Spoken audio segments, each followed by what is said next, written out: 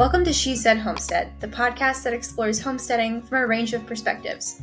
We're Sage and Mickayla, two homesteaders, each with unique experiences, properties, and future goals for our homesteads. We're discussing various homesteading topics, sharing our personal experiences as women working full-time who are managing homesteads as well, and shining a light on the stories of other inspiring homesteaders. Before we dive in, be sure to hit that subscribe button so you never miss an episode. And if you enjoy our podcast, please consider leaving a review. It really helps us grow and share these homesteading stories with even more people.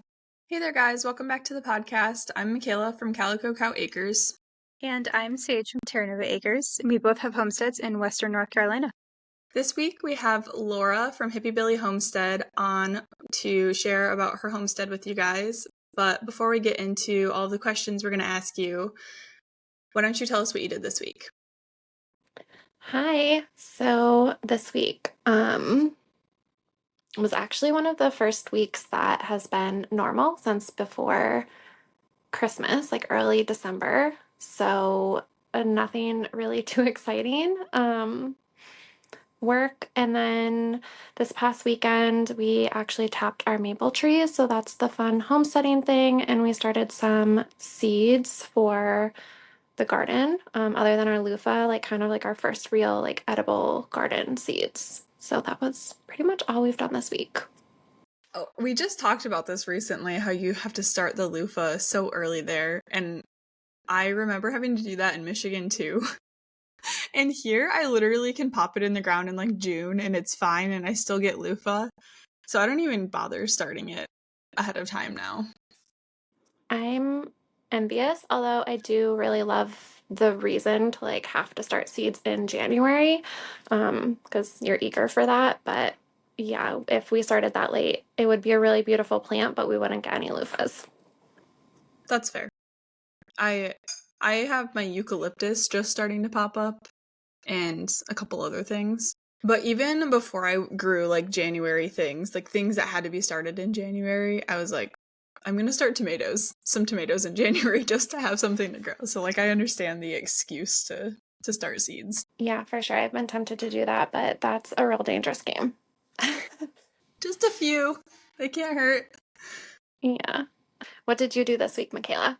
I'm slowly starting to feel like I'm getting my groove back with like getting into spring things, even though it's the first week of February. It was 75 degrees here today. So I'm like, I'm feeling it. It's springtime. It feels like spring. I'm ready. We kept digging for our greenhouse and we're almost done. I think we probably have one more night of like squaring off the giant excavation site hole. We're going to do that tomorrow. And then I pulled the rest of my carrots that I had sown in August, and they've just kind of been chilling out there in my raised beds. I got 2-gallon bags full of them. I never thinned them, didn't touch them after I got them germinated in August, and like I was shocked that they actually grew so many carrots for me. So that was pretty exciting. I just went out there one day. I was feeling it. I was like, I need to rip these out of the ground. Like, no reason. I wasn't ready to deal with them. I was just like, I need to pull some stuff out of the garden. So I went and harvested all of those. And then I've been trying to work in more like not committed time to doing projects, because if I have free time, I'm like constantly doing a project or I'm editing a video or something. So now that our house is comfy and not a full construction zone, I've been trying to work in rest time.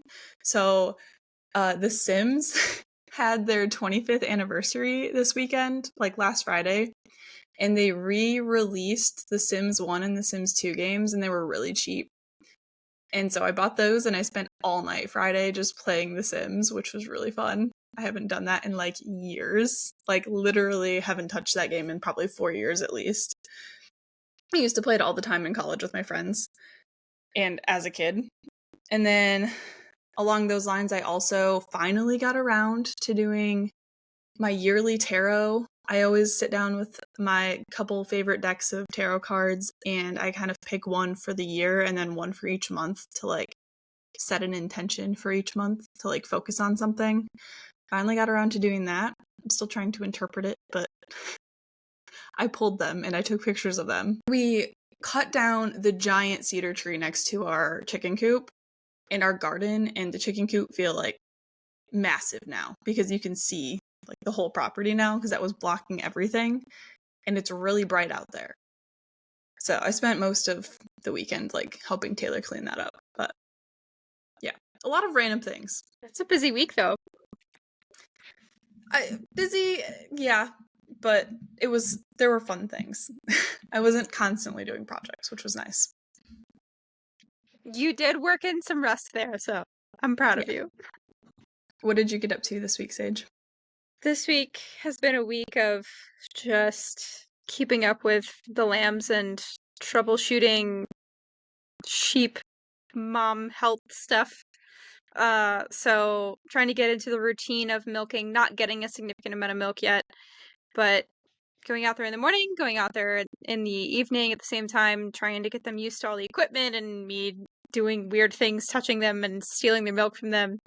Just, all that kind of stuff. I've had one ewe with a really hard udder that's not quite like any common documented problem, but I've been having to give her basically hot compresses and do a couple extra things for her. And then my other sheep, when she had her lambs, she retained some of the placenta, and so working through that and keeping an eye on everybody, making sure nobody's getting infections from all these different complications. And oh my gosh, I'm glad I was prepared. I'm glad that I knew what I knew, but oh my gosh, I was not expecting it to be that chaotic. So that's the lamb roller coaster I've been on, and I ordered a milking machine because when I tried to milk them by hand for the first time, I was like, I'm not good at this. I need to need to get a tool to help me. And then I got it today and tried to use it, and it could very well be operator error. I'm going to do some more research, but I was like, okay, so I spent $100 to accomplish nothing. So that's frustrating. We'll see where I land on that. Maybe I just need to tweak something and do it a little different, and it'll be fine. But that's where I'm at. I'm just lamb and sheep milk stress land right now. Is it your first time like breeding and milking things? Yes. Yeah, I've had these ewes for 2 There's years. not the best way to put that, but we all know what you meant. Yeah, I've had them for 2 years. I didn't breed them the first year. So they're new moms, and I'm a new supervisor, I guess. That's the best word I can think to come up with. Yeah, learning curve for everyone involved. you're a lamb nanny. There we go. I was gonna like say that better. you supervisor, but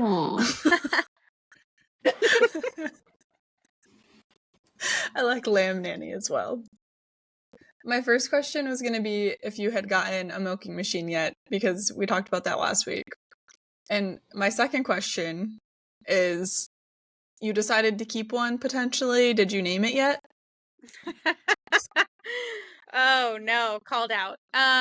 Yes. So there are currently 3 lambs running around. 2 of them are ram lambs. They're boys, and then one of them is a girl. And I probably will keep her. I haven't totally come up with a name, so my ewes, the moms, are queso, leche, and dolce. And so their offspring, if I keep them, I kind of want to name them something. So like if queso, if I kept one of hers, I would name it some cheese name. Or leche, I would do something milk related. So dolce is the one who had the girl. So I'm pondering on that, but I haven't quite landed on something that I really like just yet. Well, I expect an update. I'm invested. Plenty of updates, I'm sure. But we're here to pick Laura's brain, so let's do that. And let's start with tell us who you are and what you do. Okay. Simplest, hardest questions right off the bat. So my name is Laura, and I essentially like the main goal of what I do is just trying to like cultivate a homegrown life. Growing food is probably the central part of what we do here, but it has spiraled like way far beyond the idea of just growing food. So we like to DIY stuff, make a whole bunch of stuff, at least once, anyways. Don't always repeat. But yeah, that's pretty much the basis of what we do. I think that's a good way to like encompass it. And then obviously conversation, I think will help clarify. Um, I don't want to get too repetitive with your question, so. Before we get into our question list that we sent you, we have a few get to know you questions that are just quick ones. So the first one that we ask everybody is, what is your favorite color? Yellow, Yellow. if that wasn't obvious. My guess was going to be yellow or purple, because I feel like a lot of So purple's my second favorite, Yeah. so good guesses. Yeah, I do use a lot of purple. What's your current guilty pleasure? Ooh, probably like audiobooks while I'm making dinner or like when my children are awake. Anytime my kids are awake and they're occupied and I can listen to an audiobook. I've been obsessed with audiobooks while cooking lately as well, so feel that. If you could only pick one hobby to keep other than gardening, what would it be? That's cruel. Probably reading. Do you have a favorite spot on your homestead? The garden? Yeah. I was like, Fair. this might be too easy. I don't know. But yeah, the garden. Is there like a particular vantage point? Is there anywhere that you go in specific and look around? Or is it just the garden in general? I think it's definitely like walking up to the garden or like walking under the arch because the arch is where the main arch is where I grow the loofah. So especially like by July, it's just like covered and it's very whimsical. The rest of it is kind of linear and clean, even though I'm trying to break all of those habits. So it's kind of just a nice, like whimsy, magical, feel good entry to the garden. If you were a vegetable, what would you be? I might be like a fresh tomato, like not a cooked tomato, because I'm like misunderstood. Like a lot of people like tomatoes, but only when they're cooked in sauce and stuff and don't like them fresh, but they don't know how like juicy and sweet they are. That's my answer. I really like the clarification with that. I feel like it's needed. All right, back to our regular list of questions. Where are you located? I am in Columbus, Ohio. So we are like very urban where we are. We're like within city limits. So our address is Columbus City. Probably like 10-15 minutes from like downtown Columbus. Could you describe your homestead setup for us? Yeah, so we have a relatively small homestead compared to like a lot of, what you think of as homestead. We're 2.25 acres. But again, we are in city limits. So for us, it feels pretty huge compared to what we're surrounded by and what people have. So when you turn in off the road, our driveway follows along a 1 acre pasture that has a barn, and the barn has water and electric. It's pretty much our reason for buying the house. There are currently 3 goats that live there. And then on the other side of our driveway is where our garden is, and our house is probably like, I don't know, 30 feet from the pasture. So our front yard is really our goats. And then we have a really large, like fenced in backyard that is mostly just for recreation. We do have a small pond back there that is more just like attracting wildlife. We don't, nothing too crazy happens there. And yeah, just for children and my husband and I to just play games. And we have some like, we like to play disc golf. So that's where like disc golf baskets are and we can throw them across the yard and stuff like that.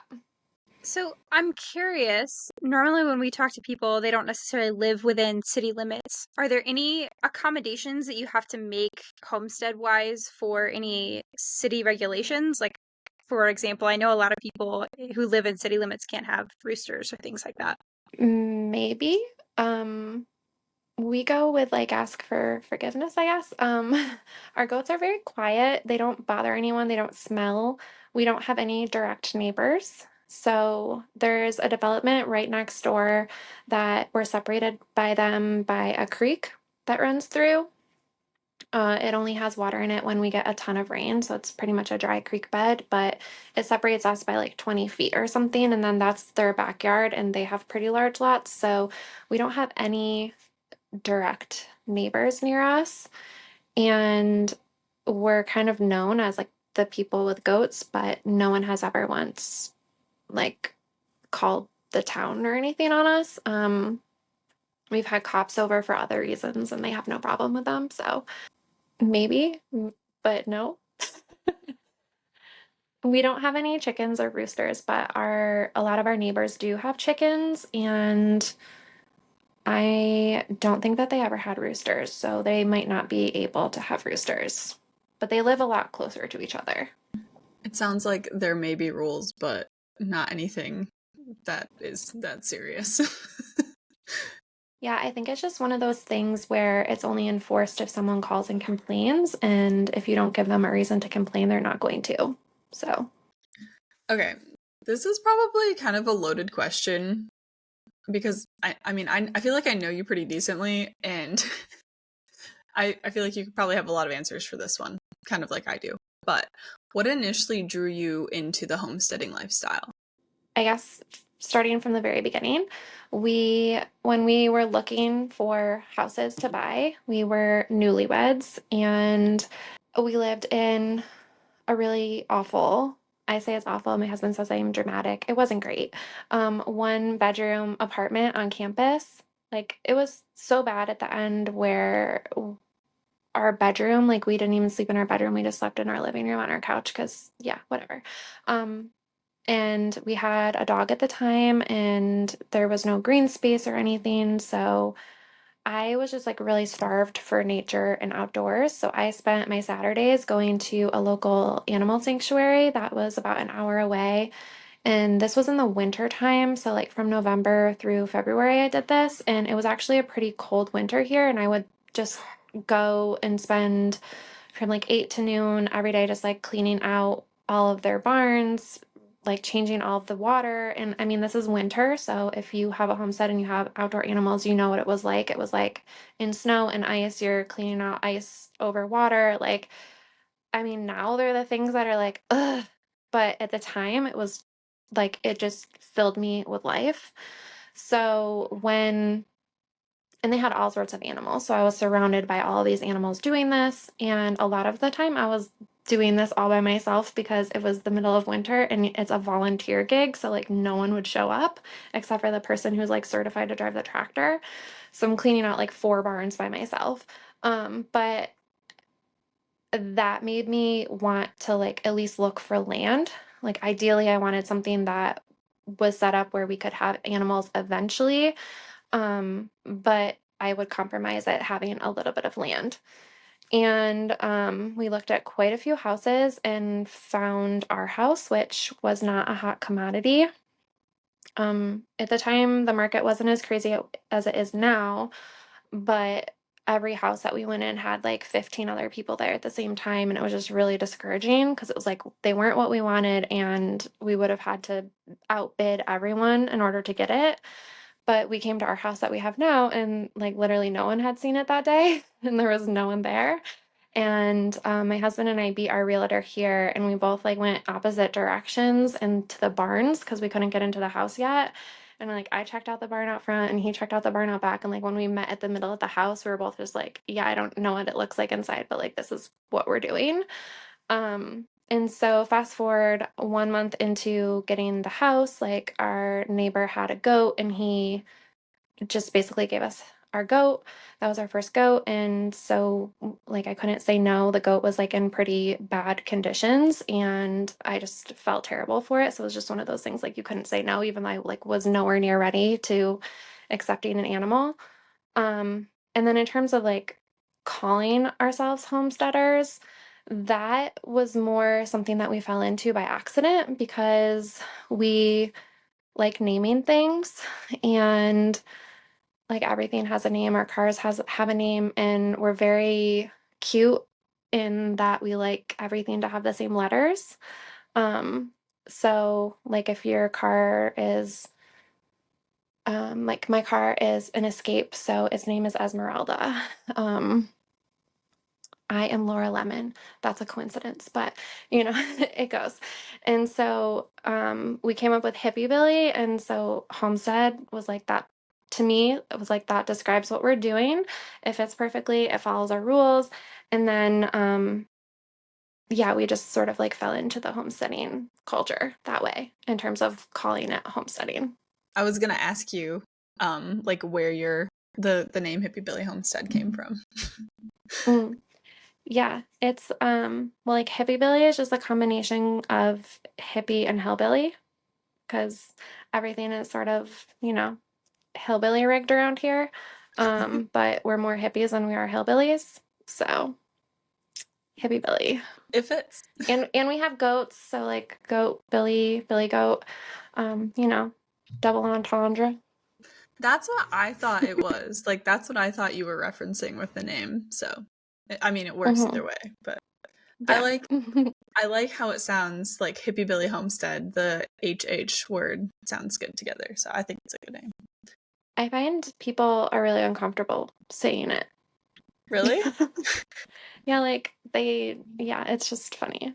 But yeah, it's Interesting. either really great marketing and that it's unique and it makes people like it raises questions, or it's really terrible marketing and that it just makes people uncomfortable and they're like afraid that they're going to mispronounce it or something.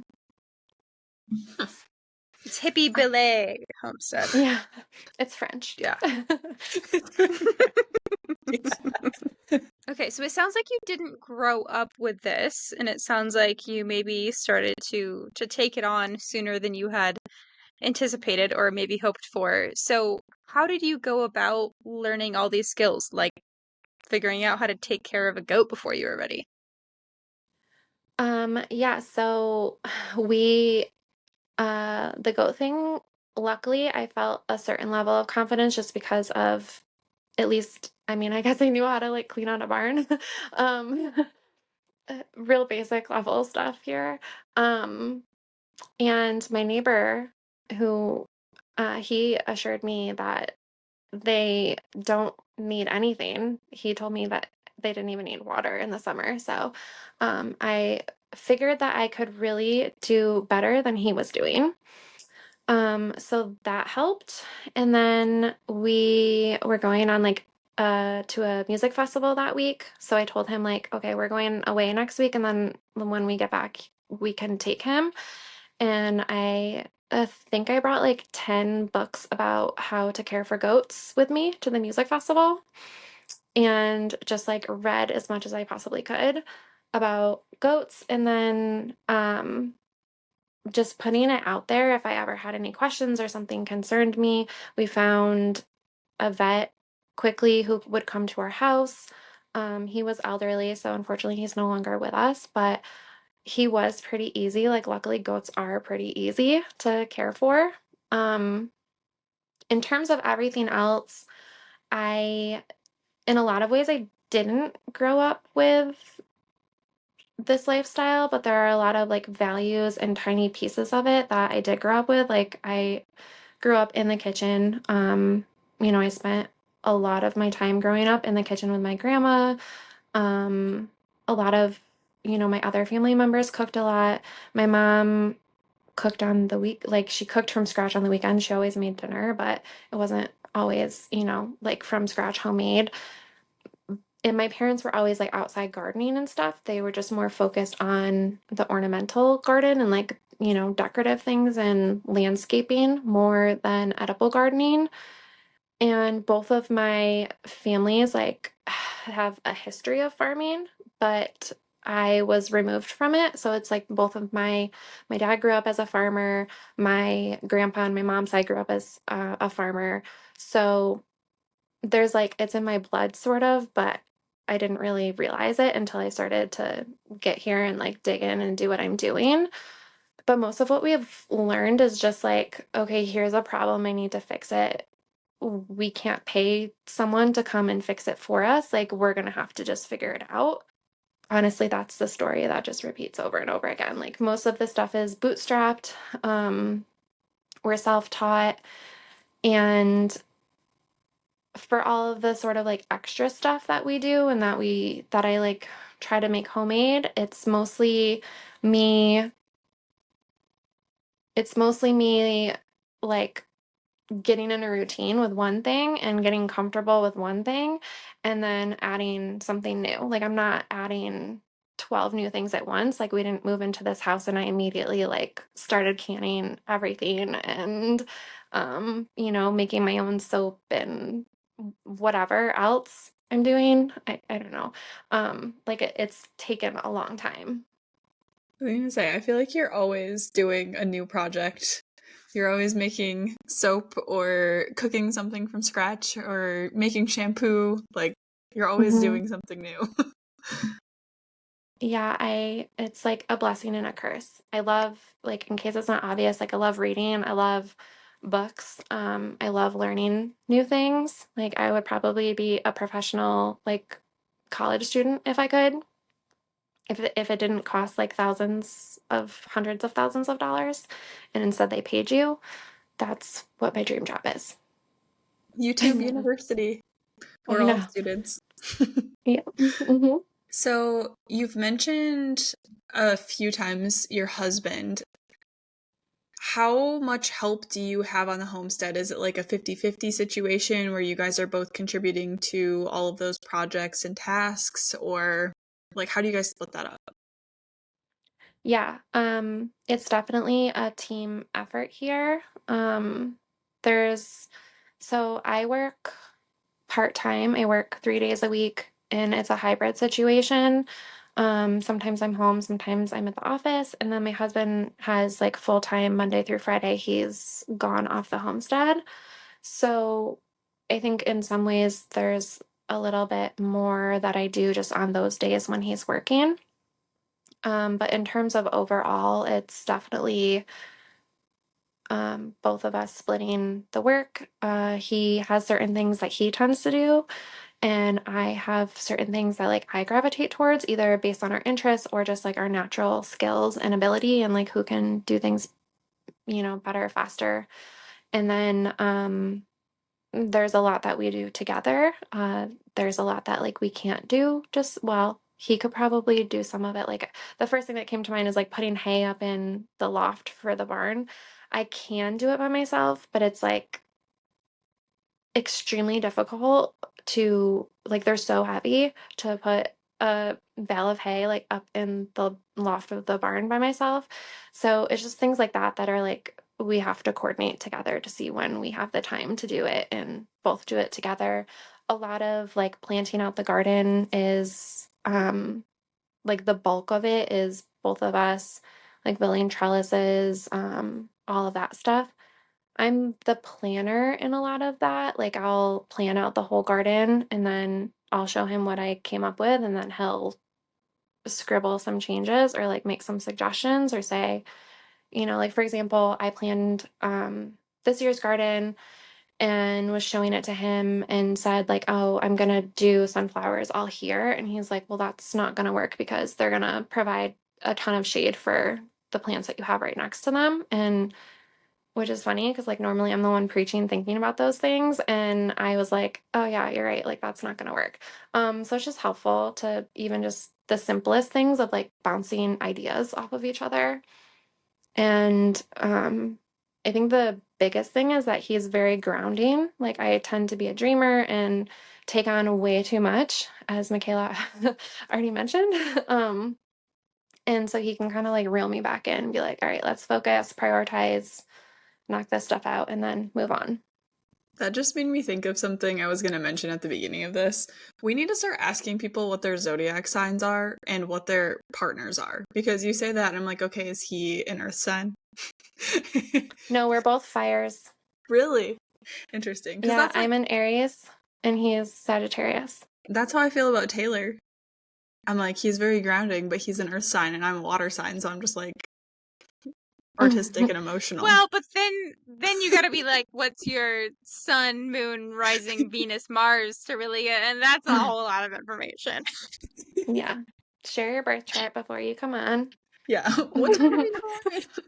All right, so when it comes to the philosophy surrounding gardening, some people are particularly drawn towards things like no dig, organic, or maybe they have specific fertilizing mechanisms. What's your philosophy around gardening?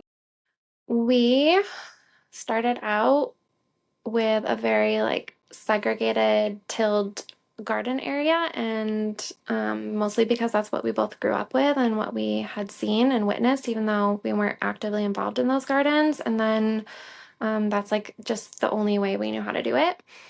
And quickly have pivoted to more of a no-till and permaculture methods, mostly because of challenges that we had with that tilled garden. So yes, weeds, which is what you hear, but we have where we put our garden is like very muddy and wet. And so like we couldn't even, it wouldn't be dry enough to plant in until like June here, which is missing like 3 months of growing season for me because I start planting out in March now. So we put in a bunch of raised beds, and then that was sort of like the trigger of figuring it out, because even then we still tried to like plant in the in-ground area that was next to those raised beds and still just were having problems. And then this will be our third year that we converted them into like mini hugelkultur rows, and it's been a completely different story. So it's just like it took one season for it to really like settle and make it so that that spring water thing isn't an issue, and it's actually like helps us a lot because now they retain all of that water. Um, and that was my first aha moment of like, okay, this stuff like works when applied, in a way where it can be helpful in that way. So that sent me on a deep dive, and that's kind of the approach that we take now. That's a really neat solution to the water issue. We're gonna do some of that down in our orchard too, between the trees. I'm gonna do some hugelkultur beds because it gets so soggy down there. So I figured that would be at least, soak up the water a little bit instead of just having rivers flowing through there. Yeah, and I mean, you guys have a ton of it's a great thing for like you have so much of this stuff just around. That was our first introduction to it. It's why we like learned about it, because our first one, it didn't really solve any natural problem or anything. It was just like, oh hey, hugelkultur is a cool word and we have all these logs, so like let's um like build a huge hugelkultur mound, which if people don't know, it's like a mounded garden that is your base is like giant logs, and slowly you're making like a cone shaped hill of smaller and smaller particles on top of that. The top is like compost and soil. And the idea is that over time, all of that organic matter will decompose and replace native soil. So it's used a lot for places where the native soil is really poor, or it's really cool because like you can use it on hills and stuff that are really windy, and it'll like block the wind to protect the plants on the other side of it. So you saying you like use it in the orchard, it just like that's just gonna feed all of those trees. So that's a good idea. And I'm sure you have like, I mean, I've seen your Instagram, like you have so many trees around. There are so many. Taylor is cutting so many of them down too, like because we have to clear up the edges. It's just a nightmare of an abandoned property here, so it's like everything needs to be cleaned up. So there's downed trees laying everywhere, and he's working on cutting things up. So I also have an entire carport full of cardboard that needs to be used. And I'm like, I'm gonna layer it under there. Yeah. Yes. I've been preparing. Yeah. It gives you like an excuse to have piles of stuff around too. Like, nope, that's just hugelkultur. It's fine. Like, don't mind that. Yeah. I'm building soil. I'm gonna use that next time someone's here. Don't mind the mess. It's just Google culture. Yeah. It's like deconstructed hugel culture because they're mounds of things. They're just not put into a hugel culture mound yet. It's just separate I'm mounds just of banking on materials. people not knowing what you're talking about. Just confuse them enough that they stop asking. That's Yeah. the key. You said that you have goats and that you've volunteered in the past at a farm sanctuary. Is that what it was? Mhm. Are there any other animals that you guys think you'll get in the future? And along with that, what is your general philosophy around the ethics of raising animals? We are, well, we consider ourselves like a plant-based homestead in that I am vegan. My husband is not vegan, but when it comes to our homestead and our animals, we're on the same page that they're pets. So the goats that we have are rescues.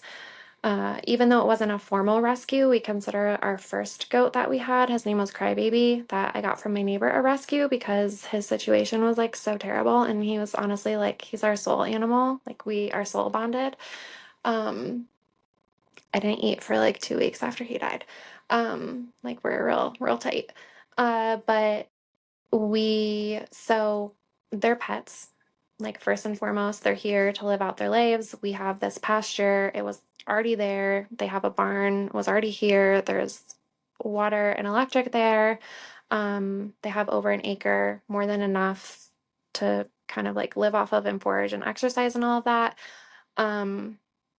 We do use like their spent bedding and things like, well, yeah, just their spent bedding, I guess, in the garden.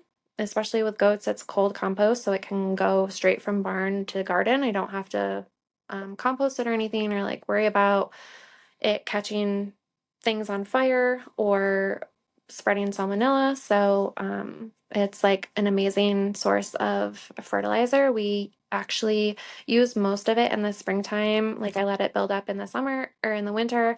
And then in the springtime, I use it for a roost stout bed to grow potatoes in, which is just like a huge chunk of this goat poop and hay and straw combination. And then put potatoes in it and then cover it up with more goat poop and hay and straw. So yeah, there are pets. We also have a dog, and obviously she's our pet. And in terms of the first part of your question, like what animals that we would like to have, we really want ducks. I don't know how soon we will get ducks, but that was actually our plan in 2023, but then I got pregnant, and so we had a child instead of ducks.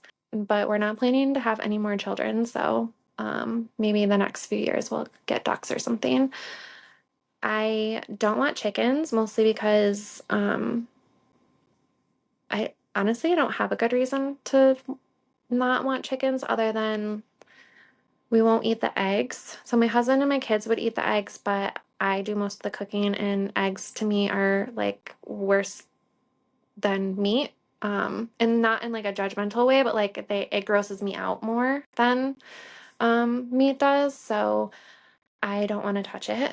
And I have a really weak stomach, so that doesn't help. But obviously, if they want to cook their own when they're older, that's completely fine. So that's one reason. And then there's a lot of people around us who have chickens. So in terms of like exposing my children to chickens, they get that exposure. My daughter's actually going to go to a preschool that's a nature preschool next year. And like they have ducks and chickens and stuff that she'll help care for. So she'll get that one-on-one experience with them. Farm animal wise, I feel like I really would love a donkey.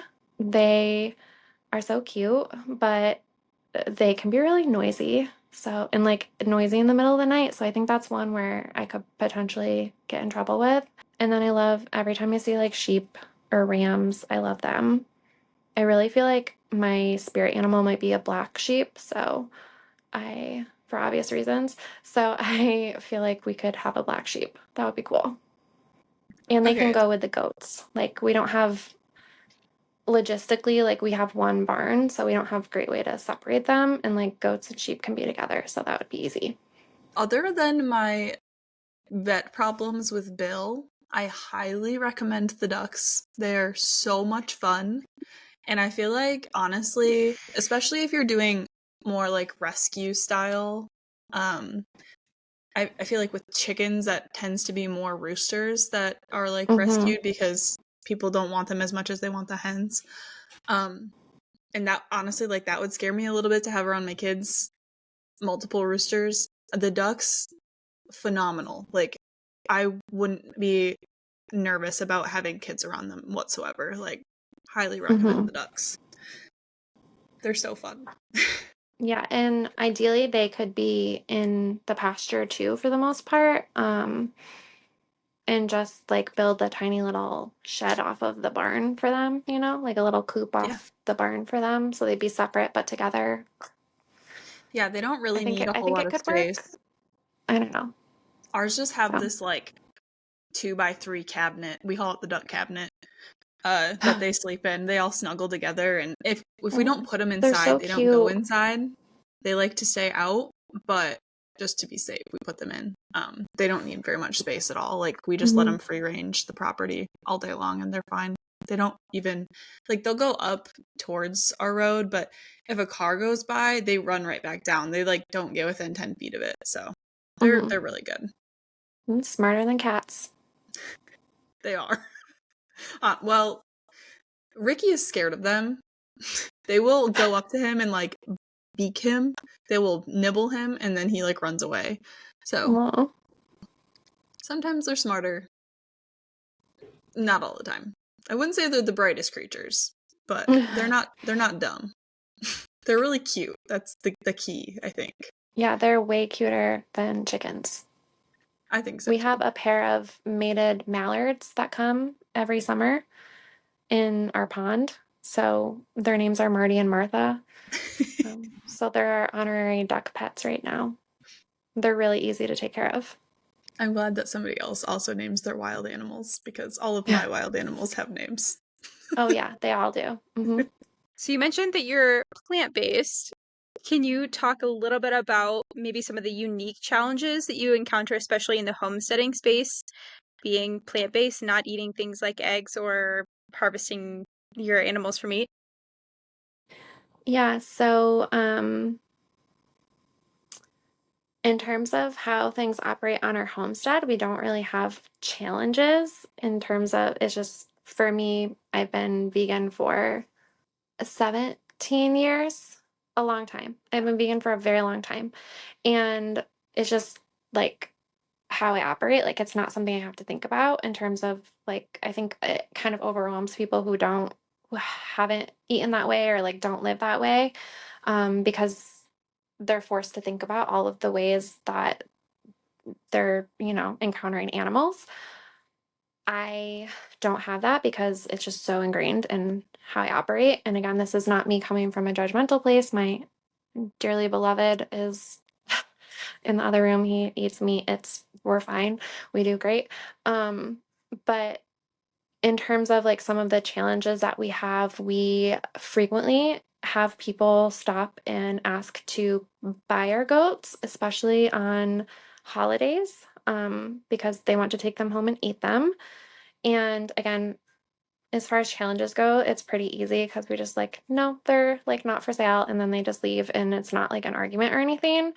On the internet, it has gotten a little bit more hostile sometimes where people just say I don't belong or shouldn't be using that title. I think the most like 95% of people are very welcoming and accepting, and that doesn't change how they view about us or what we're doing here. But there's always, the negative voices always like stick with you longer for some reason. It's how the human brain works for whatever reason. And I think for me, it's like I get a little bit of imposter syndrome because I am self-taught in a lot of what I do here. And so when you have people, or like very obvious ways that you're not like everyone else who's doing it, it just makes those questions feel louder than they should be otherwise, even though those two things have nothing to do with each other. So I think that's kind of the biggest challenge that I have sometimes, is just feeling like I belong. But yeah. I think that social media makes that a lot harder because, like, I started eating meat again 2 years ago, not even, and Taylor's still vegetarian, and we still have people like telling us, why are you sharing that you're vegetarian? Like, you're homesteading. We want to see homesteading comment or content. Like, don't tell people that if you want them to actually watch your content. And we read that on our hate comments video or podcast a few weeks ago. And I get that comment like randomly occasionally, and I'm like, why does it matter? Like, there are so many plant-based homesteaders. There's so many people who aren't like one definitive thing, and just because it's not the exact same as all of the other big homestead people that you like follow, or even the small homestead people that you follow, like, just because it's not exactly the same, it's not, there's not anything wrong with it. Yeah, it's really interesting because like even within someone who like checks all of the boxes of, some of the stereotypes, like you're not gonna be doing things the same way as that person, even though like on paper you might look like you're the same. Like you're still not the same. Like we're all unique. Our land is all unique, and our means are different, our experiences are different, and we're all just like living life based on our own experiences. So even if you look the same as somebody else, and you're going to be doing something different, it's not hurting anyone. Even your taste buds, like even just like what flavors you like, what veggies you like, it's different. For sure. We might have to have you back on at some point for like a whole rant episode on that. That would be fun. A deep discussion. Okay, so with all of that being said, what do you think the biggest misconception about homesteading or the homesteading community is? I think like any subculture, because essentially homesteading is its own subculture, there are going to be stereotypes that go along with it. And within those stereotypes, like people from the outside, people from the inside are going to apply them to you. And um, it'll sometimes like make people feel like, I don't know, like the rise of influencers in this community has made things very aesthetic too, which is part of it. And that combined with all of these stereotypes makes people feel like there's like this checklist for like, oh, I'm really inspired by these homesteaders that I see on the internet, but I don't do X, Y, and Z, and I don't look like this. And so I can't be a homesteader.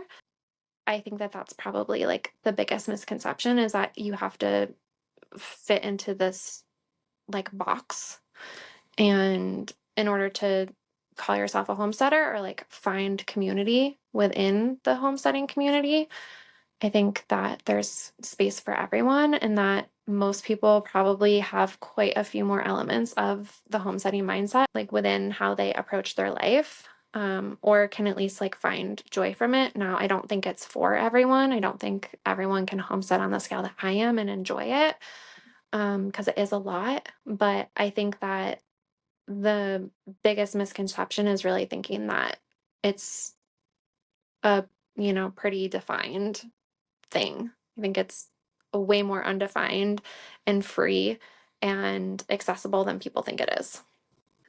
Okay, so just as an example of what you're saying here, you were one of the first people I thought of when we were thinking of like podcast guests to have on, and now we've been doing this for a year and we're just now having you on, because I probably have a skewed view of this, but because I have so many plant-based homesteading friends, like there are so many of them that I have to space them out, because I don't want all of our guests to just be plant-based homesteading friends. Like I want to mix it up and have a good like combination when we have people on.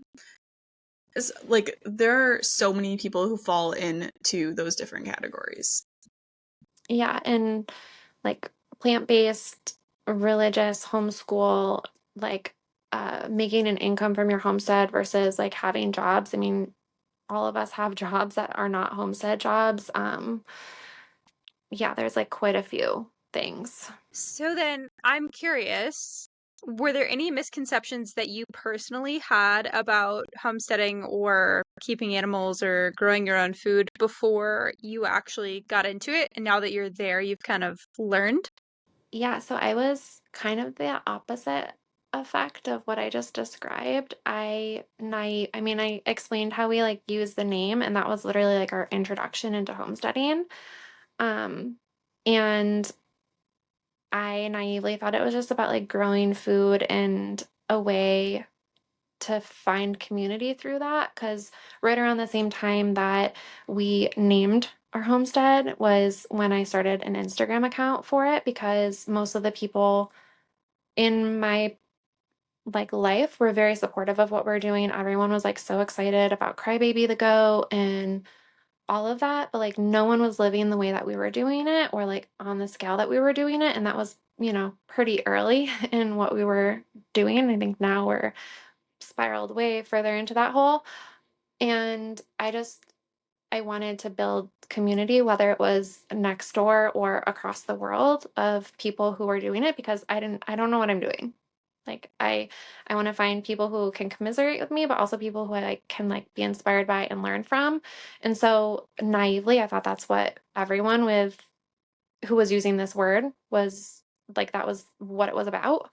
Um and yeah, I mean, it's about something different to everyone, so that's completely fair. But yeah, I've learned since that it's not I think the community part is what like breaks my heart a little bit sometimes, is like, oh, okay, so you're not about community. Got it.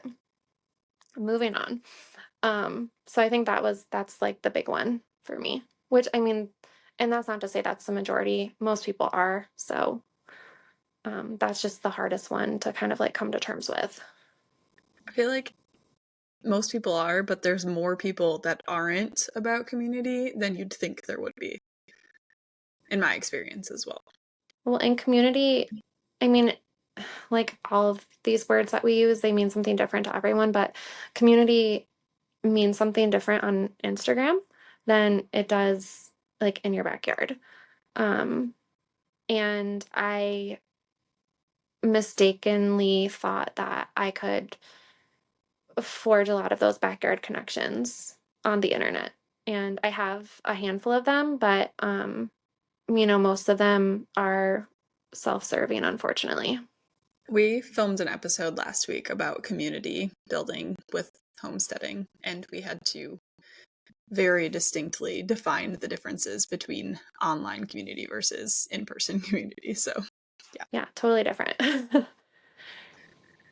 Okay. look forward to listening to that. So, No, I think we got pretty political on that one. I think it's going to be an it's hard interesting not one. to. At the beginning. Pretty political compared to what we've done before. We could go farther. Oh, easily. We tried to rein it in still. But I feel like people won't be confused about where we stand on things once they listen to that one, hopefully. If they currently are. Yeah, hopefully there's no confusion currently, but if there is. Yeah.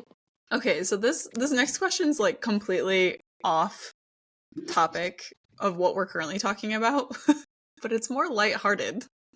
So, what is your favorite thing to grow? I didn't write any notes about this because I couldn't decide. So, it's not something that we eat, although it is edible, but I like honestly feel like loofah is one of my favorite things to grow. Probably because for us it is a very high maintenance plant and it is difficult, but mostly for that feeling I described when you walk into our garden. Like it is solely the loofah's doing of just being wild and whimsical and amazing. And there's always a million bees around it and butterflies. And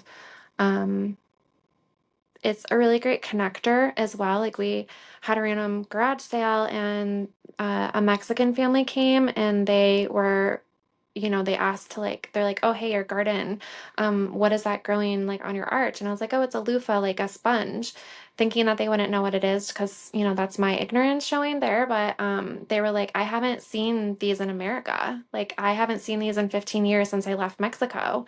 And I was like, will you please take some? Because it was the end of the season and there were some dry ones on the vine. So I went over and like picked one for him. And I was like, all you have to do is like peel it and there's seeds inside if you want to grow them. And for me, that was really cool. I mean, it's always fun to like share what you're growing with people, but that was a different type of connection that just totally blew me away and I wasn't expecting. So, All right, so other than lots of loofahs, in a perfect world, what would your ideal homestead setup look like?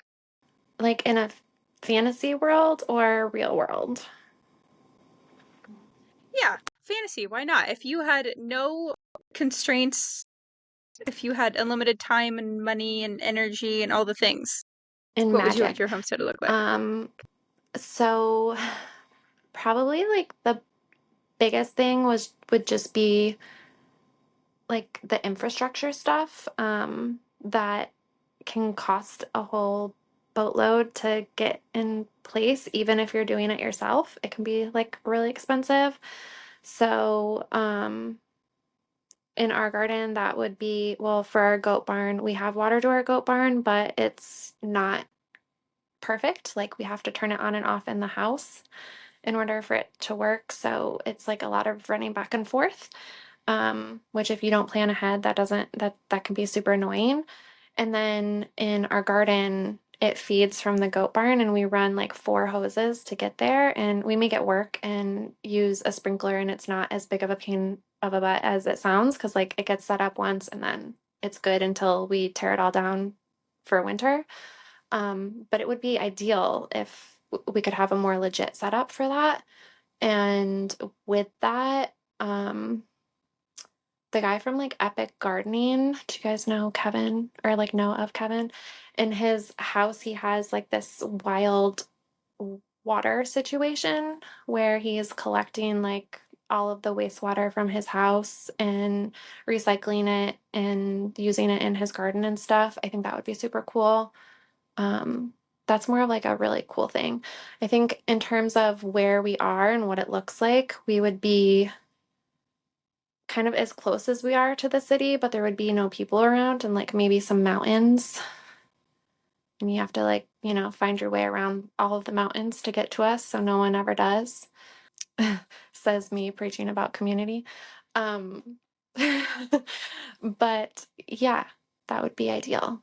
And I'd have a lot more animals. Okay, wait, so then that makes me curious what the realistic answer is. If that's the ideal perfect world answer, then more realistically, what's your ideal homestead look like? I like where we are now and what we have. I would maybe want like 2 more acres or like 2.5 more acres. So we have about 5 acres, and I'd like some of that to be like wooded just because I always loved playing in the woods as a kid and I want my kids to have that. And our house would be a little bit bigger because our house is very small. Just more I'm a storage simple girl. in a house. That's like all we need, right? Yeah, I need another bathroom. So we're technically 4 humans and a dog in 1,000 square feet, which is very doable. Like we're comfortable, it's fine, no complaints. We're technically 2 bedrooms, 1 bathroom, but we turned a weird room into a bedroom, which is where I am now. 3 bedrooms and 1 bathroom, and like my kids are little, it works fine. But yeah, it can definitely feel pretty small sometimes. So a little more space for all of the hobbies that we have would be ideal. Do you think that you guys will ever relocate like to a different house for that reason? Oh my goodness, we have gone up and down on this so much. Like in September, we went to Michigan because we were gonna move to Michigan. And the land is just a lot cheaper there. Like for what we have here, if we bought something a similar size, we, for what we can afford, basically, like if we bought a carbon copy of what we have in Columbus right now, we would pay double what we paid for it, 8 years ago, and it would be an hour away. And we both have jobs, like we can't really be, like we're already 30 minutes away from our jobs, like we can't really be further away and still have time to homestead because we're spending all that time commuting. And so yeah, like in September we went to Michigan. We were like gonna look for something, you can get a lot more land and it's a lot more affordable. And various reasons we're just like, no, we're gonna stay put right now. There was one point that we, like last year, maybe 2 years ago, we were gonna, no, it was last year because my son was born. We were gonna sell everything and like go live in a camper and just drive around forever, until we found where we wanted to be. Yeah, we have a lot of ideas. So I'm not gonna rule out us moving because it is something that we've toyed with, especially like Columbus is changing a lot. It's growing pretty rapidly. Everyone here thinks it's a small city.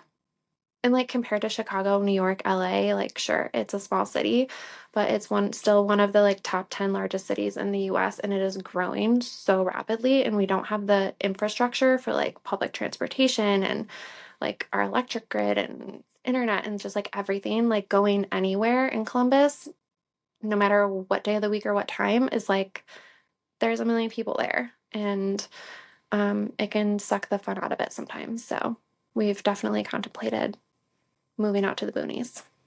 I mean, I'm gonna sound like such a hater every one of these guest episodes, but if I had to choose between Ohio and Michigan, I would choose Michigan. Well, you're from Michigan. I know. I'm trained to not like Ohio. It's just in my blood. It's fair. But aren't you from like Detroit area? No, I'm from Northwest Lower Peninsula. So, like, West Michigan, Lake Michigan, an hour north Okay, of that's Grand where we were Rapids. gonna go. Yeah. Because If there Detroit is like wasn't, the worst place I've ever been. yeah, I Since hate we're, Detroit. we're gaining haters here. I've had like one of the worst travel experiences of my life there. Yeah, I like Detroit as a cool place to visit, and I think there's a lot going for it if you like living in the city, but I'm just not a city person, and moving from my town of 2,000 people to Metro Detroit was just not for me. Like, not it. It has a lot going for it, but not for me. Yeah. West Michigan, love it.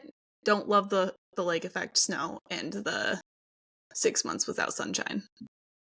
I grew up with that, so in Syracuse, New York, so yeah.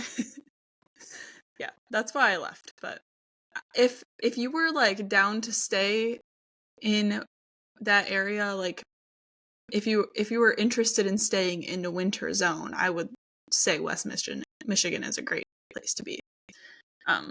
Just the summers are great there. Mm-hmm. It's a beautiful area. What about homesteading, the whole homesteading lifestyle in general, do you appreciate the most?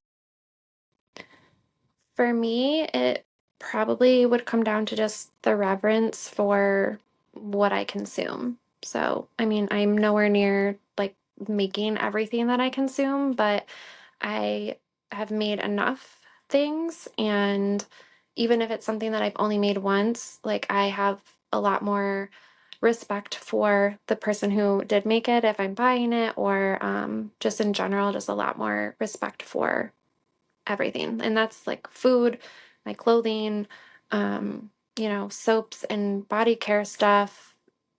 That's probably a huge thing. And then just always having something to learn.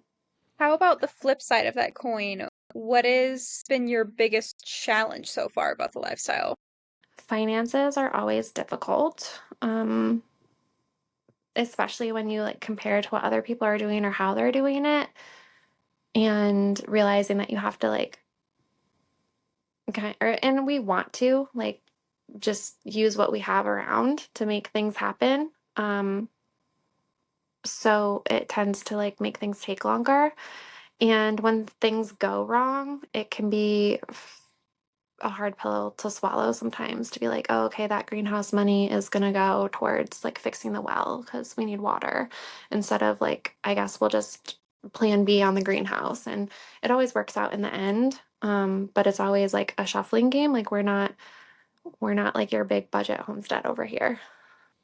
I feel that so hard. The money thing where you're like excited because you save up for a project and you're like almost there, and then something goes wrong every time where it's like, oh, well, I have to spend all of that money on this because it's urgent. Like I'm waiting for that to happen. I feel like that's gonna happen this spring, and I don't know what it's gonna be. It might be our dishwasher. That's gonna be Well, my you can guess. live without that. I can't. I can't. I did it with children. You can do it. I don't If I recommend wanna- it. I don't recommend it. Yeah. I've lived without it for 3 years, and every single time I do dishes, I think about how different the quality of my life would be if I had a dishwasher. Okay, this next question ties in well to this conversation. How do you balance all of the homesteading needs with all of your other life obligations? So I have a group chat with some of my college friends. Every like Wednesday, we just send random voice messages to each other. And last week I was like talking about how proud of myself I was for like how balanced I was with everything, and like making, like you mentioned, like making time for rest. And my friend replied and she's just like, no, you're just like on the top of the wave right now. She's like, there's no such thing as balance. You just like ride the wave of life. And like sometimes you're on the top and sometimes you're on the bottom. And I was like, damn, like you're so right. Because yeah, my sense of balance can be very fragile. And I was like, yeah, that is such a good way of putting it, that yeah, sometimes you're on top of the wave, and all the little humans are letting you do all of your things that you want to do when you want to do them, and nothing is breaking, like you mentioned, and like it's sunny outside and plants are growing and like things are good. And then there are other days when like it all goes to shit. So let's ride the wave. Okay, in that same vein, we all have those days where the garden and the animals and just everything feels overwhelming. So when you encounter those moments, how do you remotivate yourself to keep doing it, to keep homesteading? So sleep usually helps. Like I don't, well, I've never wanted to quit. And then when I wake up in the next morning, I might still be like overwhelmed with whatever's going on, because not, sleep doesn't cure all of your problems, but I'm usually not like as like paralyzed by them. And you have new perspective and things like, something goes wrong in the garden, like yes, I'm counting on that stuff for food, but at the end of the day, it's just like one small part of that puzzle, and there's usually a pivot that you can make. So perspective helps a ton. I do find that although my children make things more difficult in a lot of ways, they're really great motivators for what we're doing. And I try to include them in, as much as I can, or at least they're around, even if they're not like actively engaged. So yeah, it's a lot of like powering through. But in that vein, it's not really like the soldier on mentality. There's like time away. That's where I like reading like my audiobooks, like time to myself at night. I'm not, I'm stepping away from the problem and trying to like get into a better mindset.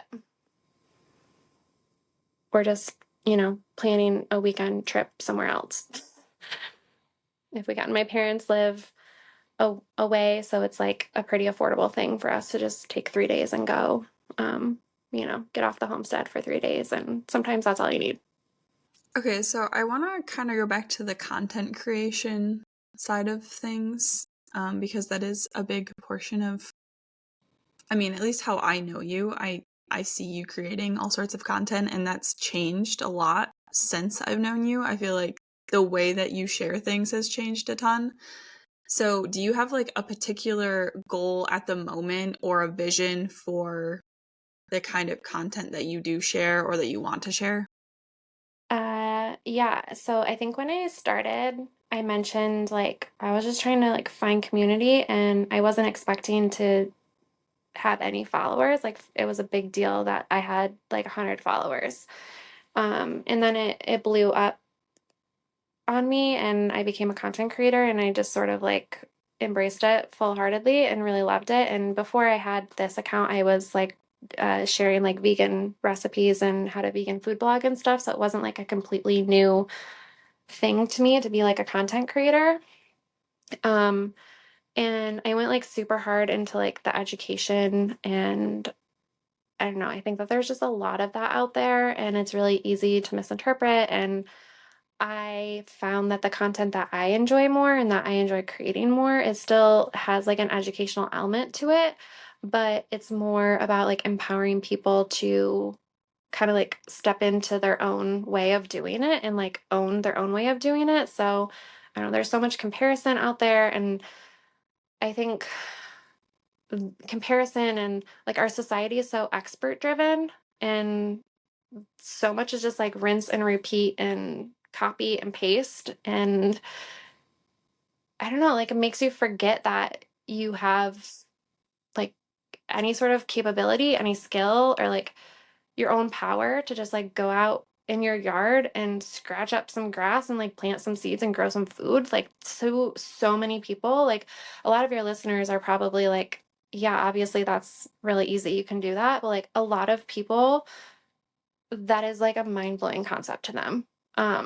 And I just want to empower more people that like you can break the rules and like you can do it however you want to do it or like however works for you. Like it can be whatever you want it to be. Um, and part of that is that this journey has been like a really healing process for me, like definitely through postpartum and having my second child, which I was having like a really hard time with. But just like in becoming myself, like this whole journey, like every step of the way has been about me like stepping in and owning myself and who I am. And instead of like trying to hide the fact that I'm this like black sheep, I'm like, no, I'm like owning it every step of the way. So I just try to share that. Like that's what I'm trying to figure out my voice for. Honestly, like I don't have it figured out. Um my engagement is terrible because I'm trying to figure it out, but I'd rather like be like I don't care about any of that. Like I'm not making money on that. I'd rather be authentic and like this is from my heart and if it's for you, it's for you. Um if it's not, like just keep scrolling. So that's my mentality with it right now. For better or worse. When it comes to content creation, whether as a creator you mean to or not, there's a lot of things that are just kind of they fall into the category of behind the scenes. They're not really shown. So I guess for your account or just homesteading content in general, what do you feel like are some of the behind the scenes things that don't necessarily get represented accurately? It's really dirty.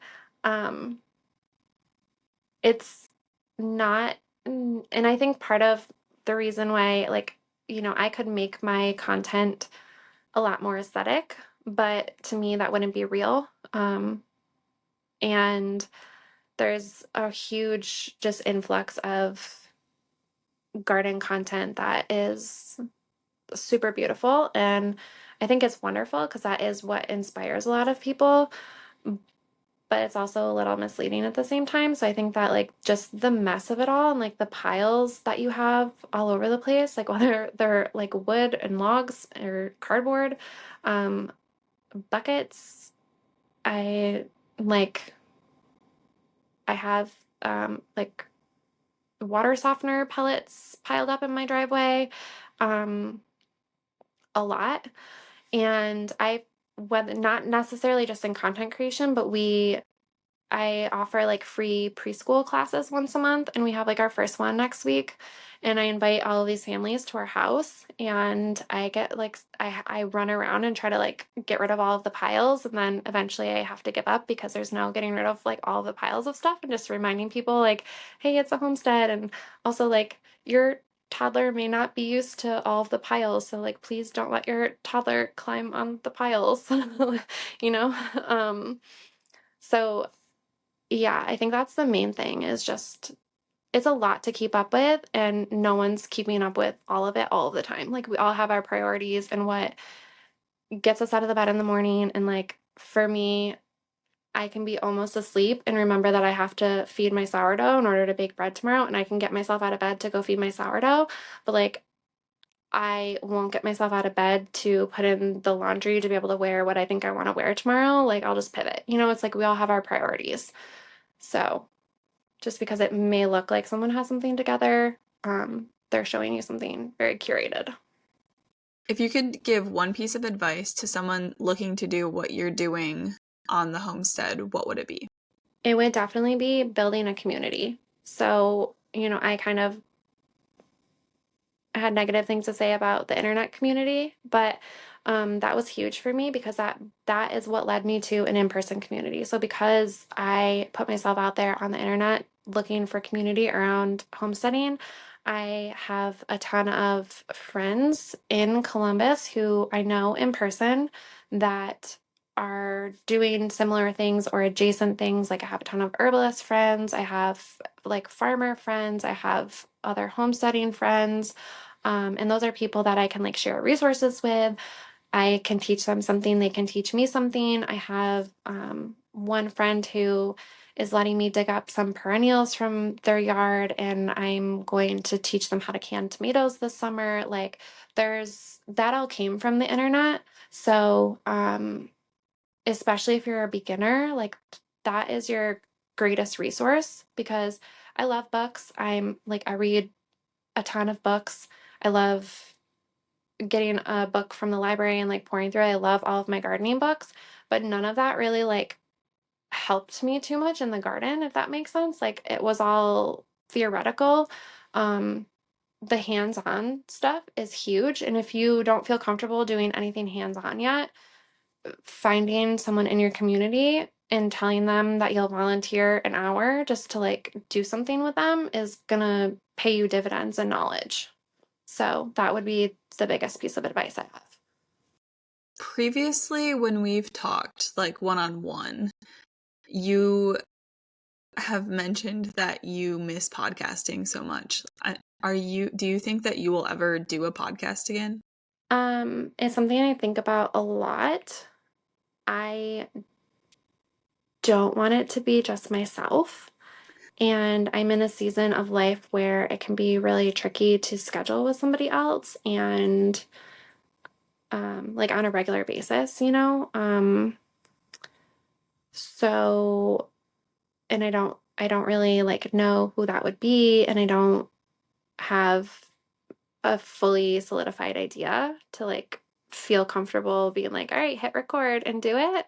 Um, so yes, I definitely do want to. That's something that like frustrates me about Instagram is just it can lack a lot of context. And when I feel like I provide the context, like it's not a place where people have the attention span to read it. And it's not really our fault. Like I'm guilty of it as well.